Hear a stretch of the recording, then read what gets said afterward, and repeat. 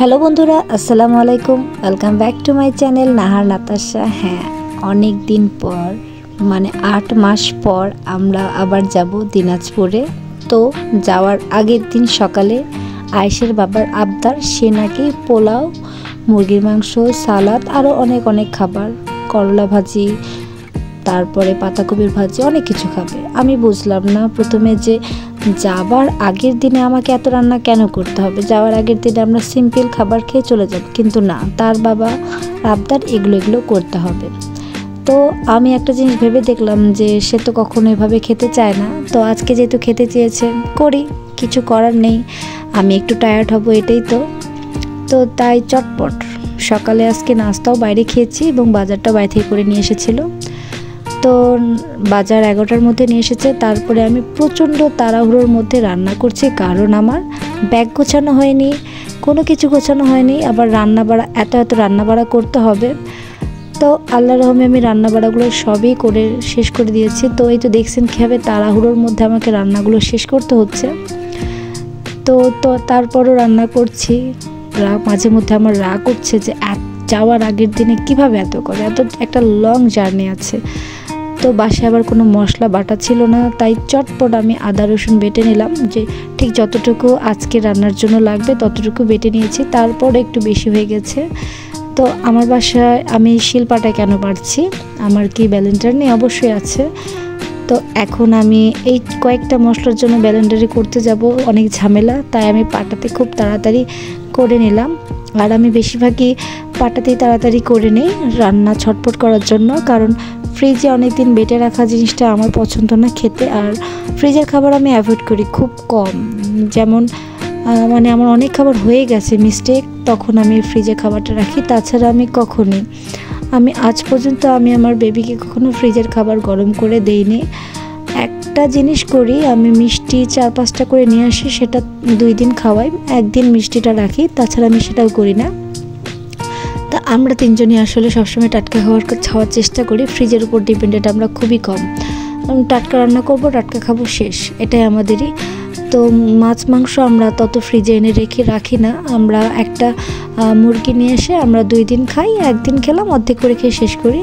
তো ফ্রিজের উপর আমরা তেমন ডিপেন্ডেন্ট না। হ্যাঁ, আমরা যদি গ্রামের বাড়ি যাই, তখন যদি কেউ খাবার দাবার দেয়, তখন আমরা সেটা 3-4 দিন খাই, এটাই করি। তো এইতে সে করলা ভাজি খাবে, সে আবার করলা আলু দিয়ে না, গোটা গোটা করে করলা করে সেটা লবণ দিয়ে মেখে করতে হবে, এভাবে মেখে রাখতে হয়।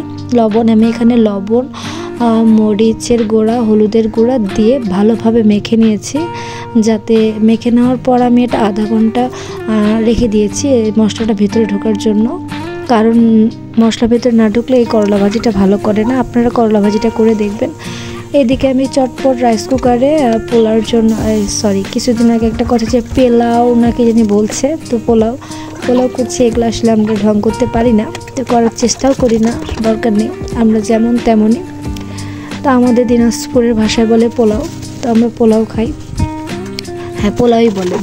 তো আমি যতবারই পোলাও করি ততবারই আমার ছোটোবেলাটা কথা মনে পড়ে। আমার ছোটো মামা রান্না করে একবার খাওয়াইছিল। সেটা হচ্ছে পোলাওটা প্রথমে রান্না করে সিদ্ধ করে নেওয়ার পরে ওই যে গ্রামে ভাপা পিঠা চাল নিজে আসে, সেখানে চালটা ফেলে দেওয়ার পরে কলার পাতা নিয়ে আসে, কলার পাতার মধ্যে ভাতটা রেখে দেয়। তারপরে আবার পেঁয়াজ ভাজি করে বেরেস্তা করে একটু পোলার চাল একটা হাঁড়ির মধ্যে পোলার চালটা মানে ভাতটা সিদ্ধ যে হয়, পোলাটা সিদ্ধ করে ওটা একটু দেয়, একটু চিনি দেয়, একটু রং দেয় আঙ্গুল দিয়ে, তারপরে একটু বেরেস্তা দেয়, এভাবে করে ধাপ করে। তো সত্যি কথা, মেমোরিতে অনেক কিছু নেই ছোটোবেলার, বাট আছে ভালো মন্দ খারাপ অনেক জিনিসই স্মৃতির মধ্যে আছে। তো আমি ওই জিনিসটা খুব মিস করি, আমার মামার সেই রান্না করা পোলাওটা। অনেকের কাছেই পোলাও রান্না খেয়েছি, কিন্তু বললাম না, কিছু স্মৃতি মাথায় এমনভাবে থেকে যায়, সেটা মনে হয় মানুষের মৃত্যুর আগ পর্যন্ত সেটা থেকে যাবে। আমারও সেরকম, কারো খারাপ দিকটাও আমার মনে থাকে, ভালো দিকটাও মনে থাকে। আমি কখনোই কাউকে ভুলতে পারি না। আমি যখন চুপচাপ বাসায় বসে থাকি, তখন সেই স্মৃতিগুলো সব মনে পড়ে। বেশিরভাগ স্মৃতি আসলে রিলেটিভদের কাছে খারাপ দিকটাই পেয়েছি।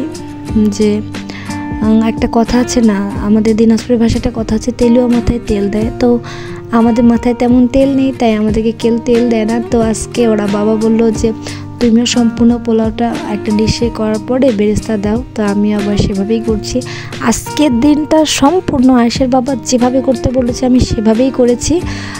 এটা করতে আমার ভালো লেগেছে, কারণ আজকে বিয়ের 7 বছর হলো, আয়েশের বাবা কখনোই বলেনি এটা করতে হবে, এভাবে করতে হবে।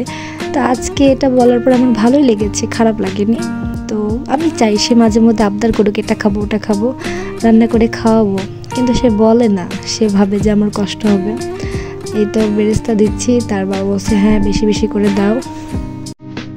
আমিও আজকে বেরেস্তাটা হালকা লালচে করেছি, তার বাবা বলছে না আরও একটু কালো করতে হতো। তখন আমি বললাম ওকে সরি, মিস্টেক হয়ে গেছে, নেক্সট টাইম আমি আরও কালো করে বেরেস্তাটা করব, টেনশন নিও না।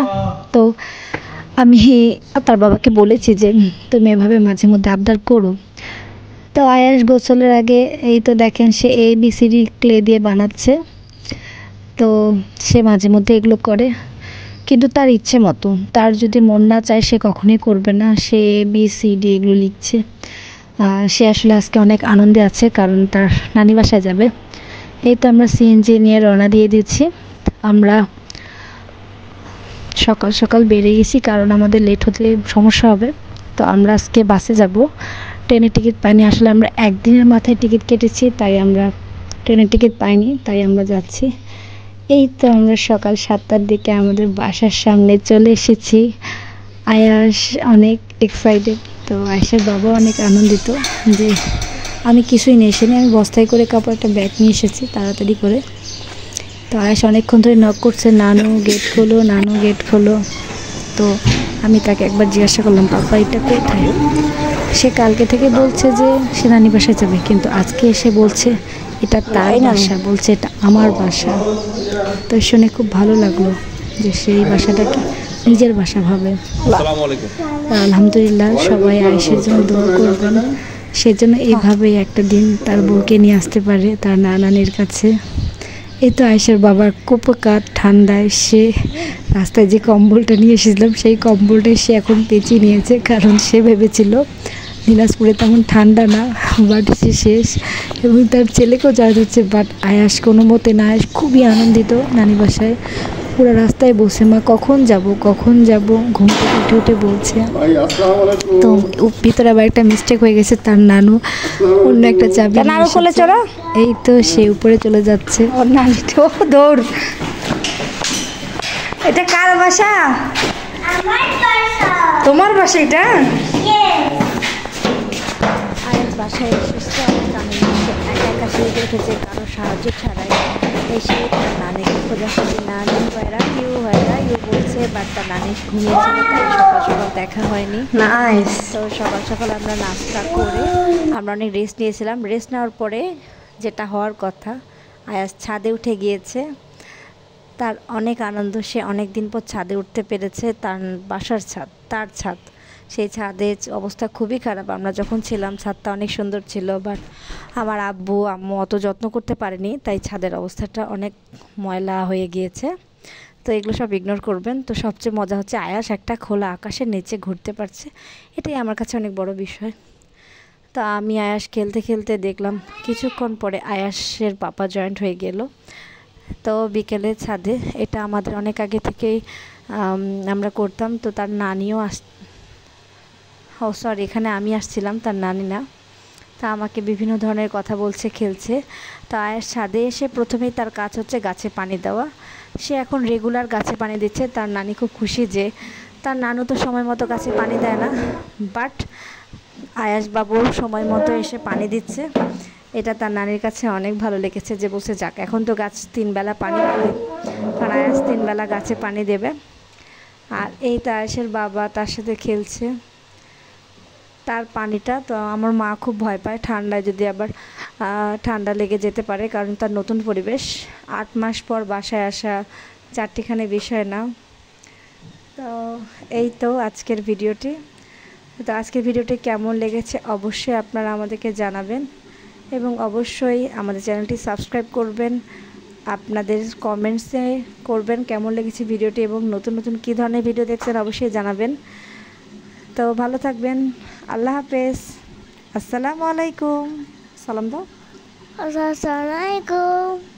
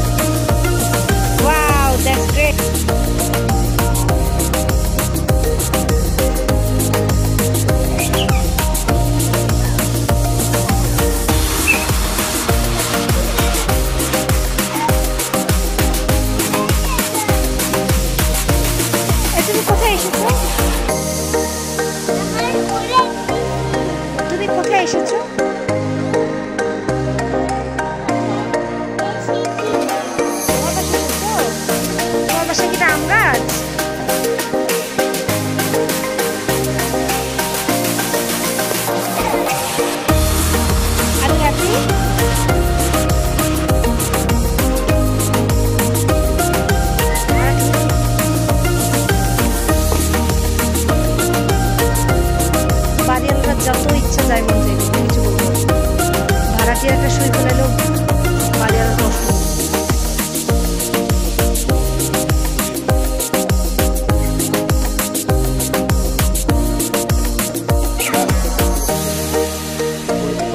যেমন এরা কিছুই বলবে না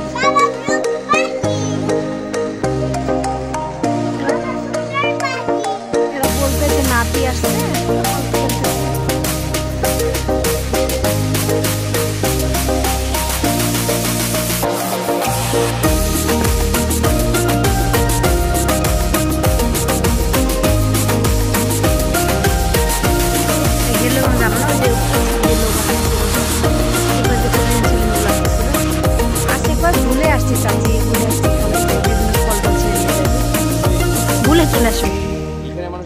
হ্যাঁ ভুলে চলে আসছি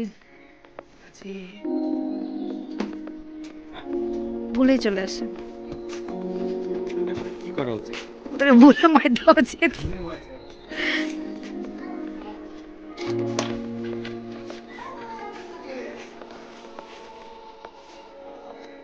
খালাকে বাই বাই দাও